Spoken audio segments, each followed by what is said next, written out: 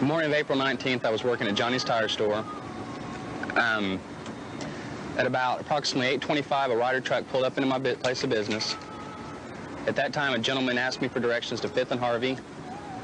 I proceeded to explain the location of where he was asking me. He seemed to be a little concerned of where I was telling him about. At that time, the gentleman, Timothy McVeigh, stepped out of the truck. I walked him over to, let's say, 10, 11 feet away from the truck itself. I pointed a direction downtown, which is to my right.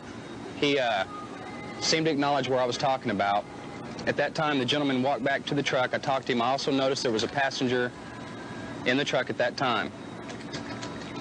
From that point in time, the Ryder's truck seemed to stay there about another 5 minutes and headed the direction I explained where it was at. What did the person in the truck look like? The person in the truck looked to more be of a Caucasian, Middle Eastern, was not an African American, he was not a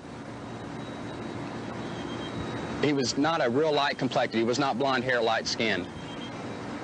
He, at that time, like I said, they didn't stay very much longer. Was he wearing a cap? At that, yes, also, he was wearing a ball cap. Timothy McVeigh had his on backwards, which, just like this. It was on his head. The other gentleman had his on like this. They really didn't acknowledge me so much. They didn't really seem that they were that concerned. They didn't seem nervous. They seemed to be more lost. They came in from the west. They pulled into our business, kind of a catty-corner angle. From there, they proceeded right to go south downtown area. How far is Johnny's Tire Company from the Gorrell building? I'm located on 10th and Hudson.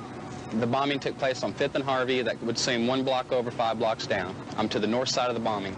4 days after the bombing, or 3 days after the bombing, the government took me downtown to identify the gentleman. Under what I can understand, I did identify the gentleman as being Timothy McVeigh. Did they have the passenger, which was with McVeigh? Was he in a lineup also? No, he was not. At that time, I've never even actually seen, at that time, before the John Doe actually 2 number come out, I'd never even seen a photo, a sketch, nothing like that. And also, when I did identify Timothy McVeigh, I had not even seen him. The only way I'd ever seen him was through a sketch on a paper at Daily, Oklahoma. What's your motivation for telling the American people what you have right now?